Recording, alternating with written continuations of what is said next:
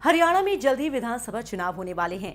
इस चुनाव को लेकर उत्तराखंड के लोग और राजनीतिक पार्टियां क्या सोचती हैं, इसी को जानने की कोशिश की हिमालयन न्यूज ने और जाने नेताओं के व्यूज। आप खुद सुनिए। महाराष्ट्र और हरियाणा के अंदर जिस प्रकार से चुनावों का बिगुल बज चुका है और नेत्र यहाँ पे लगातार जो है रैलियाँ, प्रदर्शन और अपने जो है चुनाव प्रचार तेज़ी से चल रहा है, उसी बीच आज हम हरियाणा में आए हुए हैं और कल हरियाणा में जो है मोदी की बहुत बड़ी सभा हुई थी, जिसके अंदर काफ़ी भारी संख्या में लोगों ने बीजेपी को सपोर्ट किया था। उसी को मद्देनजर रखते हुए हर राज्यों से जो है उनके प्रतिनिधि जो है हरियाणा के अंदर आए हुए हैं। उसी बीच हमारे बीच उत्तराखंड से भी पूर्व विधानसभा अध्यक्ष व पूर्व मंत्री प्रकाश पंत व धनोल्टी से विधायक महेंद्र सिंह रांगड़ भी हमारे बीच, महावीर सिंह रांगड़ भी हमारे बीच मौजूद हैं। आइए उनसे जानते हैं कि हरियाणा में किस तरह से बीजेपी की लहर चल रही है और कहां तक बीजेपी को उसका फ़ायदा मिलेगा। हमारे बीच जो है प्रकाश पंत जी हैं। प्रकाश पंत जी, सबसे पहले आप हमें ये बताइए कि जिस प्रकार से मोदी की लहर पूरे ऑल ऑफ वर्ल्ड में चल रही है और दिल्ली में भी चल रही थी, उसके बाद जो है लोकसभा चुनावों में चली, तो यहाँ के विधानसभा चुनाव में आपको लगता है कि फिर से जो है मोदी लहर आपके ये फ़ायदेमंद रहेगी? देखिए, विशेष तौर पर हरियाणा का अगर हम ताल्लुक़ करें तो हरियाणा की जो जनमानस है वो पूरी तरह से राष्ट्रीय चिंतन का जनमानस है और विशेष तौर पर जिसकी केंद्र में सरकार होती है उस ओर हरियाणा का जनता का जनादेश प्राप्त होता है। इस समय वर्तमान में ये चुनाव कुछ अलग तरह से चुनाव हो रहा है। एक ओर तो भारतीय जनता पार्टी की पूर्ण बहुमत की केंद्र में सरकार है और वहीं दूसरी ओर राज्य के अंदर कुशासन बनाम सुशासन का ज़बरदस्त वातावरण बना हुआ है, क्योंकि वर्तमान कांग्रेस की सरकार 10 वर्ष से काबिज है और इससे पूर्व जो सरकार थी, इन दोनों ही सरकारों ने इस राज्य के अंदर भ्रष्टाचार की जड़ें मजबूत की हैं और जिस तरह से अभी वातावरण देखने में आया कि लगभग 8,000 एकड़ ज़मीन को बिल्डर्स के हाथ में सौंप दिया गया और 25,000 करोड़ का घोटाला उसमें सामने आया है। 20,000 एकड़ ज़मीन जिसे लैंड यूज़ गलत तरीके से कन्वर्ट किया गया था, उसके माध्यम से जो बहुत बड़ी मोटी कमाई सरकार के प्रतिनिधियों ने की है। वहीं दूसरी ओर 25,000 एकड़ ज़मीन जो कॉलोनाइज़र को दे दी गई। इस तरह से कुल मिलाकर के भूमि घोटाले में इस राज्य ने अपना नंबर 1 स्थान हासिल किया है। और अभी ताज़ा उदाहरण जो जमाई घोटाले के रूप में आया है, जमाई जी घोटाला, जिसमें रॉबर्ट वड्रा के नाम पर इन्होंने ज़मीन करने का नाम किया और वो एक बड़ा स्कैंडल जो है इसमें बन करके सामने आया है। इसी तरह से जो नौकरियों पर सरकारी नौकरियां बेचने का काम किया गया, ट्रांसफ़र पोस्टिंग में जो जिस तरह से व्यवसाय बना दिया गया और यहाँ से एक वातावरण इतना ख़राब हो गया कि यहाँ का जो इंडस्ट्रियल स्टेट था वो लगभग चौपट होने की स्थिति में आ गया है, जिसका परिणाम ये हुआ कि ये जो क्षेत्र जहाँ दूध और दही की गंगा बहा करती थी, जहाँ औद्योगिक आस्थान स्थापित हो रहे थे, वो क्षेत्र आज बर्बादी की स्थिति में आ चुका है। हरियाणा शिक्षा के क्षेत्र में पिछड़ गया, हरियाणा बेरोजगारी के क्षेत्र में नंबर 1 हो गया और इसी तरह से हरियाणा में कृषि के क्षेत्र में भी पिछड़ता चला गया। और इन सारे विषयों पर जनता ज़बरदस्त तरीके से भारतीय जनता पार्टी को समर्थन दे रही है। और मैं ये दावे के साथ कहना चाहूँगा कि आज़ादी के बाद से लेकर के आज पहली बार इस हरियाणा राज्य के अंदर भारतीय जनता पार्टी पूर्ण बहुमत के साथ सरकार बनाने जा रही है। ये थे हमारे बीच प्रकाश पंत जी, जिन्होंने पूरे विश्वास के साथ कहा कि हरियाणा में जो है बीजेपी की सरकार बनेगी और मोदी फैक्टर पूरा चलेगा और हमें पूर्ण विश्वास है कि बीजेपी को फिर ज़्यादा यहाँ से अपनी सरकार बनाने का पूरा बहुमत मिलेगा। इसी बीच हमारे बीच यहाँ पे धनोल्टी से विधायक महावीर सिंह रांगड़ जी भी मौजूद हैं। आइए उनसे भी जानते हैं कि उनकी क्या प्रतिक्रिया है। सबसे पहले आप ये बताइए कि जिस तरह से हरियाणा में माहौल चल रहा है, उस माहौल पे आप क्या कहेंगे? मुझे तो ऐसा लगता है कि जिस प्रकार का वातावरण पूरे देश में लोकसभा चुनाव में मोदी जी का था, वही माहौल, वही जनभावना इस बार विधानसभा चुनाव में मोदी जी के पक्ष में पूरे राष्ट्र में, पूरे हरियाणा में है और भारतीय जनता पार्टी को अच्छे मत पड़ने वाले हैं। आपकी किस तरह से मीटिंगें बैठकें हैं, किस तरह से आपका कार्यक्रम चल रहा है, जरा उसके बारे में आप हमें बताइए। हमें मुख्य रूप से हमें जिन क्षेत्रों में उत्तराखंड निवासी इस क्षेत्र में निवास करते हैं, चाहे गुड़गांव हो चाहे यहाँ पे इस क्षेत्र में हो, तो उनसे संपर्क हम लोग डोर टू डोर हम लोग कन्विंस को कर रहे हैं, उनसे संपर्क कर रहे हैं, उनके विचार को भारतीय जनता पार्टी पक्ष में कर रहे हैं और हम उनसे निरंतर संपर्क में हैं।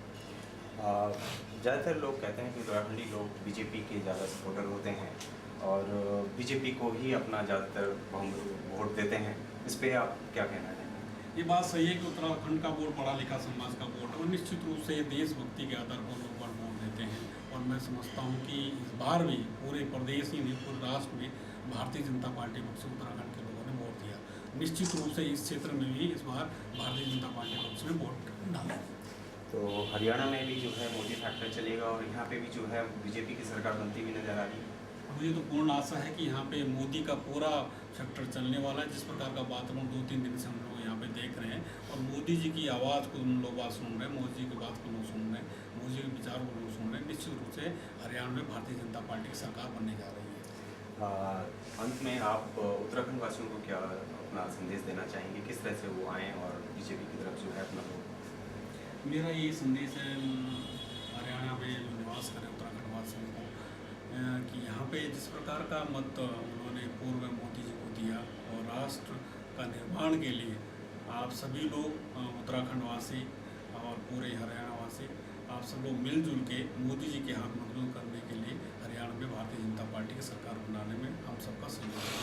कर्मठ और काफ़ी पुराने बीजेपी के कार्यकर्ता वो आरएसएस से जुड़े हुए नेता हमारे बीच मौजूद हैं।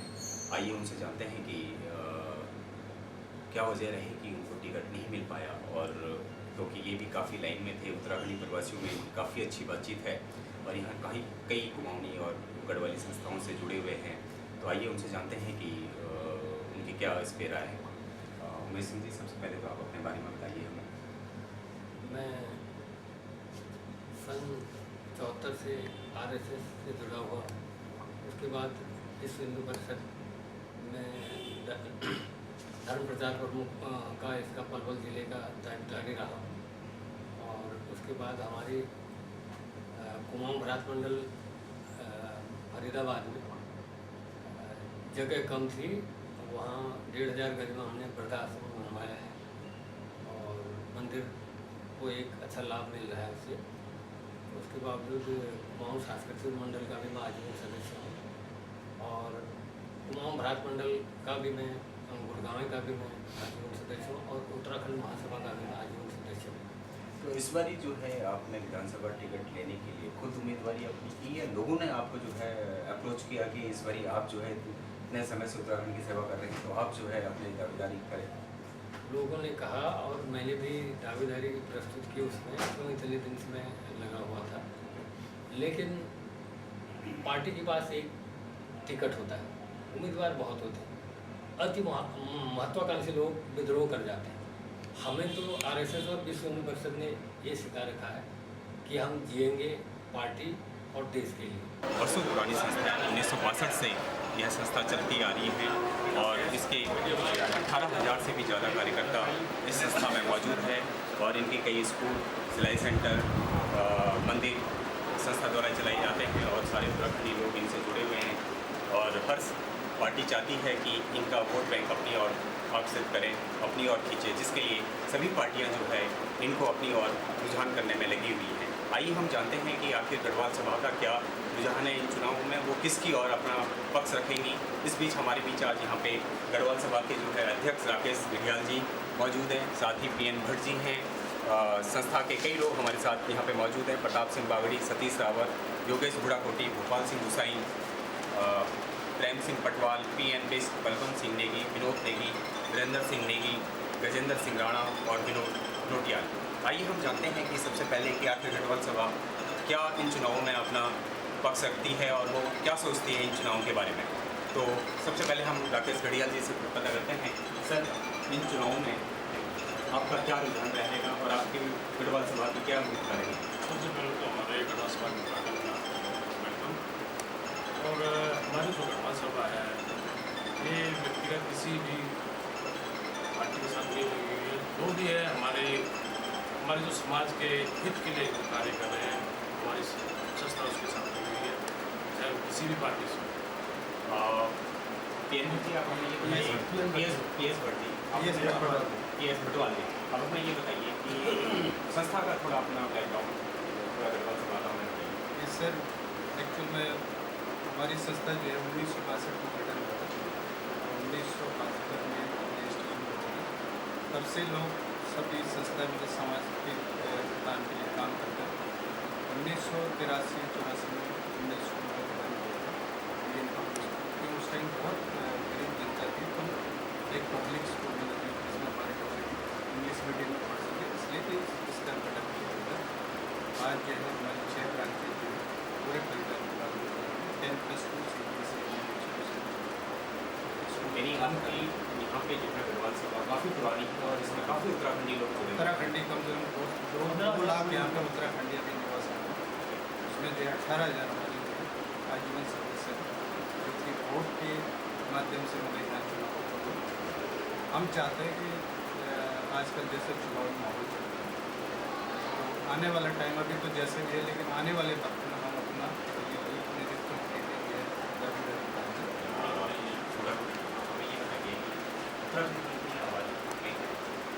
आपको क्या लगता है कि आपके लिए क्या विकास कार्य नहीं हुए हैं या क्या मुद्दे आपके थे जो पूरे नहीं हुए, और फिर क्या आपकी आशाएं हैं जो भी चुनाव में लड़ रहे हैं, आप उनसे क्या चाहते हैं कि आप समाज के लिए क्या करा जाए? हमारी जो फरीदाबाद जिले में जनसंख्या है वो लगभग 1.25 लाख के आसपास है, जिसमें बच्चे से मिला के टोटल है, और जो हमारी वोट हैं वो करीब 60 से 65 हज़ार हमारी वोट है। तो हमारे जो अभी जो हमारी गढ़वाल सभा एक सामाजिक संस्था है, तो हम यहाँ से कोई ऐसा गतिविधि जो चलाए राजनीतिक, लेकिन हमारे जो कार्यकारिणी सदस्य हैं वो अलग अलग पार्टी से जुड़े हुए हैं। जैसे मैं बीजेपी से जुड़ा हूँ, हमारे अध्यक्ष जी कांग्रेस से हैं, हमारे प्रधान जी दोनों से जुड़े हुए हैं। हाँ, विकास के मुद्दे में मैं ये चाह रहा हूँ कि हमने विकास के मुद्दे में हम चाहते हैं कि हमारे जैसे हमको यहाँ पे नौकरी में प्रतिनिधित्व नहीं दिया जाता, तो हम जिससे भी बात करते हैं, जिसको भी समर्थन देते हैं, हमसे ये कहते हैं कि हमारे को जनसंख्या के हिसाब से हमें यहाँ पे सरकारी नौकरी में प्रतिनिधित्व दिया जाए। हमारे लिए यहाँ पे जो भी हमने स्कूल या जो भी हमने धर्मशाला बनाई है वो अपने पैसे से बनाई है। हमने जो है एक उत्तराखंड भवन और गढ़वाल भवन की डिमांड रखी है कि हमें फरीदाबाद में गढ़वाल भवन दिया जाए, उसकी फाइल भी हमें करनी है। उसके अलावा जो हमारे यहाँ से जो उत्तराखंड के लोग गढ़वाल या जाते हैं तो उनके लिए बसेस की बहुत प्रॉब्लम है। एक ही बस है गढ़वाल के लिए, तो उसके लिए डिमांड करिए कि हमको रामनगर के लिए और कोटद्वार के लिए देहरादून के लिए यहाँ से बसेस की सप्लाई ज़्यादा लगाई जाए, ताकि आने जाने के लिए बस मेन हमारे मुद्दे। बाकी जो राजनीतिक जो सामाजिक कार्य करते हैं, दूसरे कार्य करते हैं, वो सबके सड़कें बनती है, सबके लिए बनती है, पानी आता है सबके लिए आता है, लेकिन मेन हमारी जो उत्तराखंड की मेन 3-4 मुद्दे हैं कि नौकरी का, गढ़वाल भवन का और हमारे बस का। आपको क्या लगता है कि आपके मुद्दे पार्टियाँ सुन रही हैं, क्या उन पर अमल करेंगी, या फिर उनको केवल आपको वादा देंगे और फिर जो है चुनाव जीतने के बाद फिर भूल जाएंगे? अभी तक तो जो भी हुआ ना, सबने हमारे लोगों को यूज़ किया कि चुनाव के टाइम पे ही याद करते हैं, उसके बाद सब लोग उत्तराखंड को भूल जाते हैं। लेकिन जैसे अभी एमपी के इलेक्शन में सारे उत्तराखंड ने बीजेपी को सपोर्ट किया था, उस टाइम जो हमारी भर्ती है उसमें है, उन्होंने ये वादा किया था हमारे लोगों से कि एटलीस्ट उत्तराखंडियों को हरियाणा में 90 में से 2 सीट हम देंगे। लेकिन लास्ट मोमेंट पे भी उन्होंने फिर मतलब वही न्यूज़ वाली बात हो गई कि भाई एमपी के इलेक्शन में तो यूज़ कर दिया, प्रॉमिस कर दिया, उसके बाद कुछ नहीं किया। इसके लिए एक्चुअली कुछ हम लोगों में भी कमजोरियाँ हैं, क्योंकि हम लोग बढ़ जाते हैं, ये एकता का परिचय नहीं देते। तो आगे धीरे धीरे जैसे समाज में अच्छे अच्छे लोग आ रहे हैं हमारे लोग, तो आशा है कि आगे हम सब लोग एक होंगे और अपना कहीं न कहीं से अपना प्रतिनिधित्व खड़ा करेंगे। जैसे इसकी शुरुआत हम अभी जैसे 6-7 महीने में यहाँ पे लोकल पार्षद के इलेक्शन होने वाले हैं, और हम कई बार ये डिस्कशन चल रहा है, कई लोगों से चल रहा है, आपस में भी चलता है, बाहर जितने भी हमारी संस्थाएँ यहाँ छोटी मोटी उनसे भी चलता है कि एटलीस्ट हम अपने 4-5 पार्षद खड़े करें, ताकि हमारे यहाँ MCF में 4-5 पार्षद होंगे तो अपने आप एक पॉलिटिकल लिंक बन जाएगा उसका। क्योंकि अभी हम जैसे हम अपनी सभा को पॉलिटिकल लिंक में निकालना चाहते हैं, उसका सबसे बड़ा रीज़न यह है कि हो सकता है जिसको हम सपोर्ट करें वो न जीते, कल को फिर हमें स्कूल चलाने हैं या हमें उनसे कोई बेनिफिट लेना है तो वो नहीं मिल रहा। मैं आपका आने का धन्यवाद करता हूँ। आप यहाँ पर आए, मुझे खुशी हुई। हमारे उत्तराखंड से कोई भी हमारे पास आया है इसके लिए हम बहुत बहुत बधाई देते हैं। हमारी पूरी कोशिश है कि उत्तराखंड समाज को आगे लाएं जी, और उनकी समस्याओं को जो है हम जन तक पहुँचाएँ। इसीलिए हिमालयन न्यूज़ जो है निरंतर जो है दिल्ली NCR प्लस उत्तराखंड के अंदर सबको कवर कर रहे हैं, क्योंकि लोगों को लगता था कि भाई उत्तराखंड समाज को कोई कवर नहीं करता, इसलिए जो है हिमालयन न्यूज़ आपके साथ है और साथ रहेगा। तो आप हमें ये बताइए कि आप क्या चाहते हैं इस चुनाव में कि जो हमारे समाज के लिए लोग काम करें? हमारा समाज स्टार्टिंग से ये 1962 से चला है। स्टार्टिंग में हमारे समाज ने यहाँ पर रामलीला शुरू की थी। उस रामलीला के साथ साथ उन्होंने आज काफ़ी मतलब BN पब्लिक स्कूल का निर्माण किया। उसके बाद BN पब्लिक स्कूल का स्टार्टिंग यही ब्रांच हमारे जहाँ पर आज हम खड़े हैं, स्टार्टिंग यही ब्रांच है। आज हमारे पास 7 ब्रांच। चुनाव में देखो हमारी जो सभा है, मिले या क्या उनकी हमारी जो सभा है, इस सभा के ऊपर हर, चाहे विधानसभा का इलेक्शन हो, चाहे लोकसभा का इलेक्शन हो, चाहे नगर पालिका इलेक्शन हो, उसमें हर आदमी की नज़र होती है कि गढ़वाल सभा एक बहुत बड़ी संस्था है और वो संस्था हमसे जुड़े और वो संस्था हमें मतलब वोटिंग में हमें पार कर पाए। लेकिन हमारी संस्था ऐसी है कि हम लोग जो हमारा BN पब्लिक स्कूल जो चल रहा है, इसमें जिसकी भी हमारे साथ सहायता होती है, चाहे विधायक हो, चाहे MP हो, चाहे MLA कोई भी हो, चाहे नगर पालिका का हो, जो भी बंदा हमारे साथ जो है हमारे BN पब्लिक स्कूल में या हमारे उत्तराखंड निवासियों के साथ तालमेल से या उनका सहयोग में काम करता है, हम उनके साथ जुड़ जाते हैं। और हमारी आगे भी ये सोच रहेगी कि जो हमारी BN पब्लिक स्कूल के लिए, हमारे उत्तराखंड के लिए साथ देगा, उसके साथ हम तन मन धन से साथ देंगे। आप अपना परिचय दीजिएगा सर। इन चुनावों में आप कैसे देखते हैं अपने उत्तराखंड समाज को, कहाँ खड़ा पाया?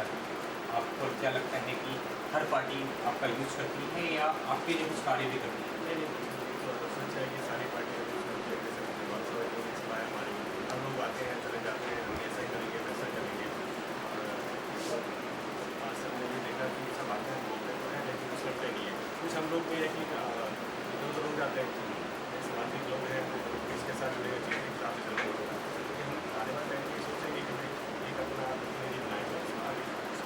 कैमरामैन मानव के साथ दीप सिलोड़ी, फरीदाबाद, हिमालय न्यूज़। और चलिए अब आपको जाते जाते छोड़ जाते हैं उत्तराखंड गीतों के साथ। मेरी सुध बुध खेगे मन भर मैगे, मेरी सुध बुध खेगे। सुनी तेरी बांसुरी सुर, सुनी तेरी बांसुरी सुर, बन मसुरे सुर बांसुरी, बन मसुरे सुर।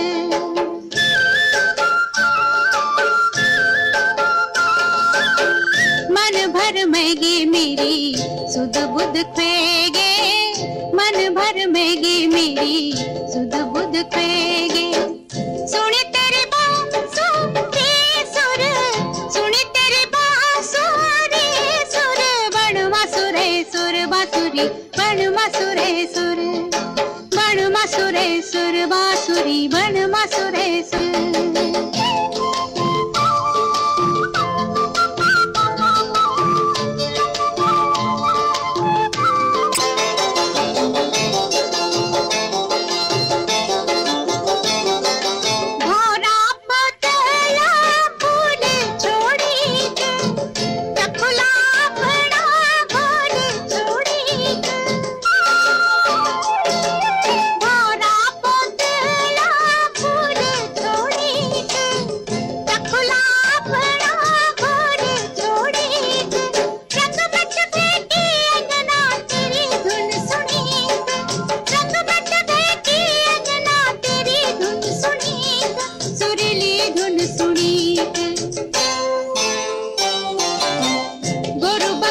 की टोली कट्ठी हुन लेगे, गुर बखरों की टोली कट्ठी हुन लेगे।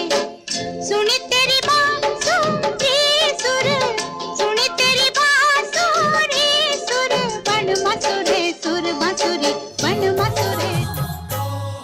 मिन्नत सोनी तेरा गाँव मां बांध रौंदी कुई, मिन्नत सोनी, मिन्नत सोनी तेरा गाँव मां बांध रौंदी कुई। तीन भी देखी वा रूप सी बांध, तीन भी देखी, तीन भी देखी वा रूप सी बांध, कख होली नींद खेणी।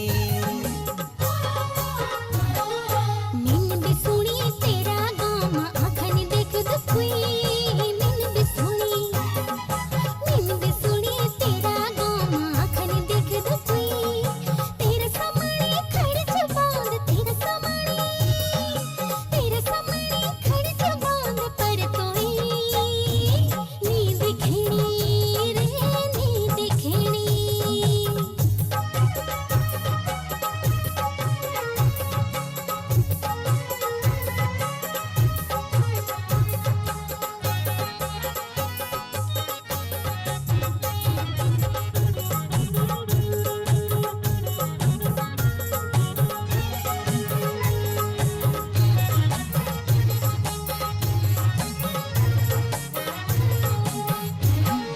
मनमोहण्या रूप चुवी को पैरवाक बोलोण्या, हाँ हाँ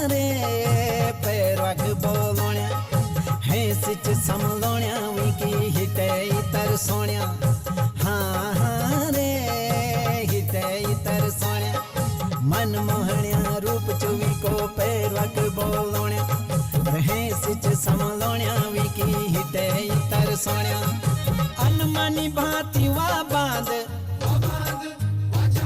अनमनी भांति वा बांध कक होली नींद खेणी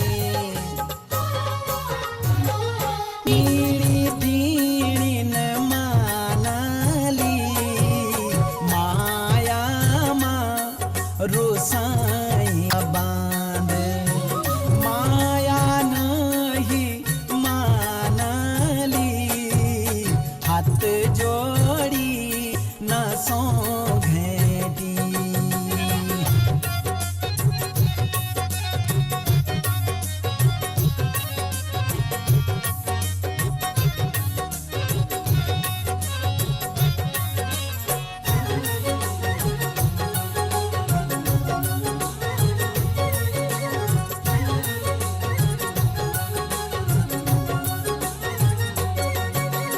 मठू मठू सुलगदी माया के आग खेत खलियाणो सुखो आड़ो नियो खेत खलियाणो सुखो आड़ो नी ठंडू ठंडू के पक दू प्यार कता माती को रुसाड़ो नियो कता माती को रुसाड़ो नी अभित अजान होली वनवाड़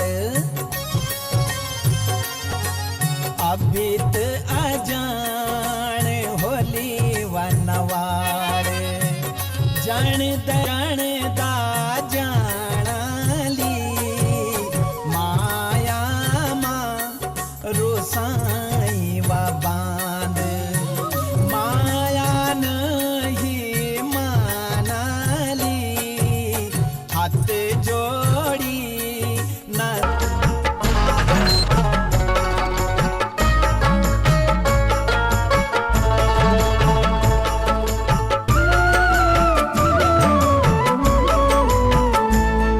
बटोई रे निजान या कुली रे अद बटा माया की बटो मारे अति बंड्या निहोण मायालू रे टूट जांदी माया की धगुली रे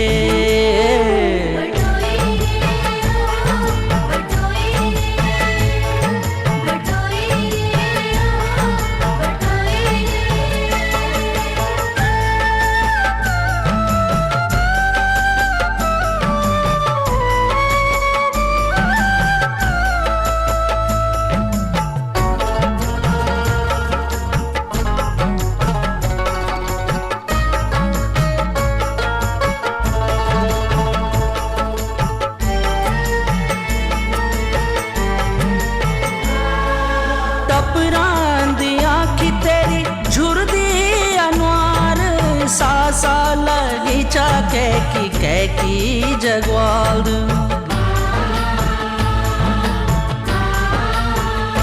हाँ टपरान दिया की तेरी झुरदी अनवार आसा लगीचा कैकी जगवाल ब्याली जू कभी नी बॉडियों धीरे गोला भीटे जाचार समणी जुआ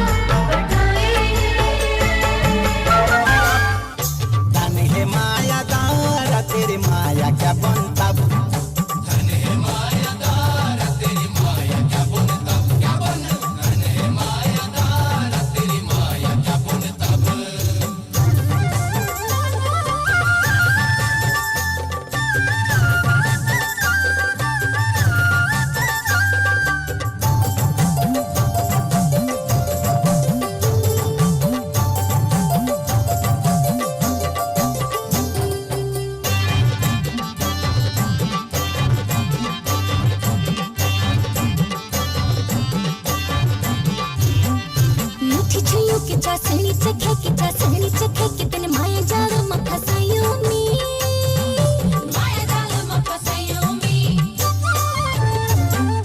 दिन दोपहर सुपीन दिखे के तन झूठ सो मठ गयो में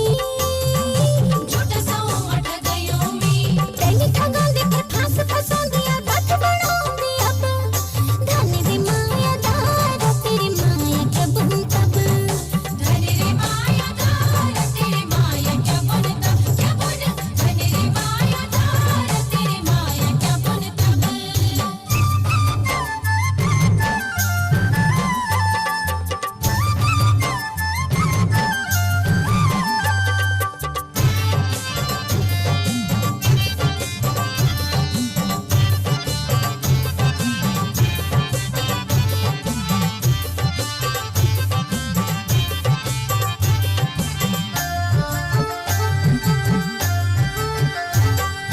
तेरा ते रंग रूप का चुंबक माँ हंज चुंबक माँ खिंच खिंच के आयो छो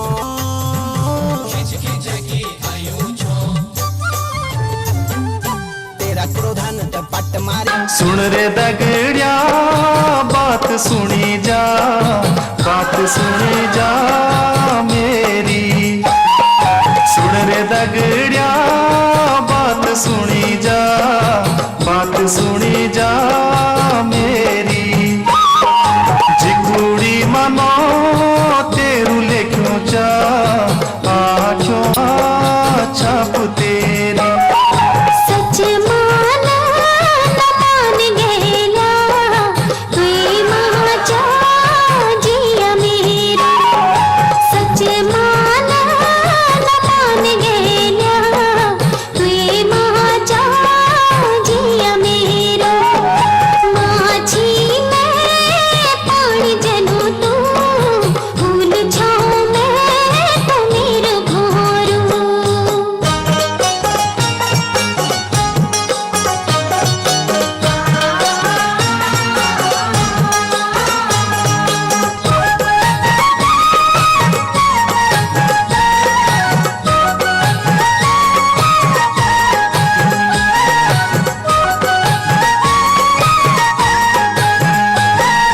सीणमा देखी छई जनी सदिस पाई मैन वनी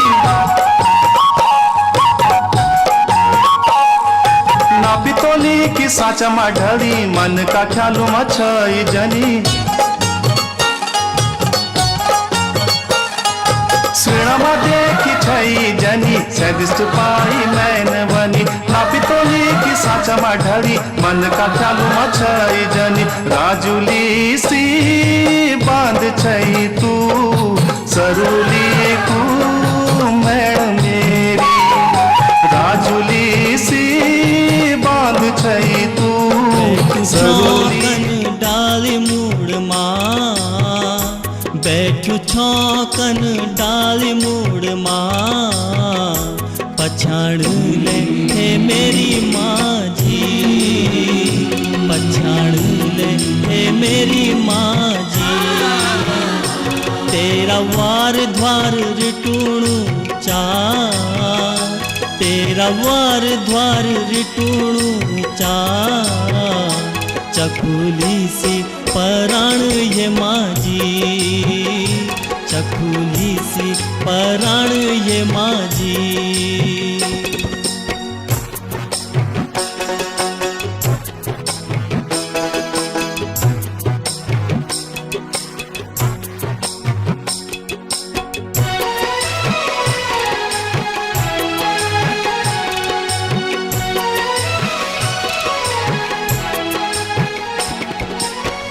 कोई बोदू देवता बन गए होलू कोई बोदू गहना बन गए होलू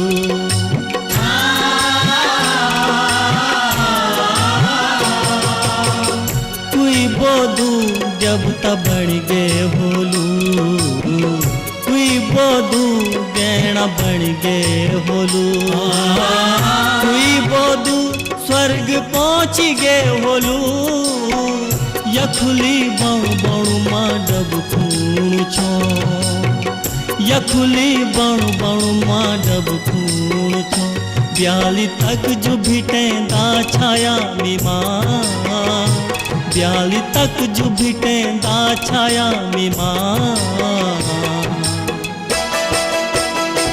आज केर कना छिन माजी,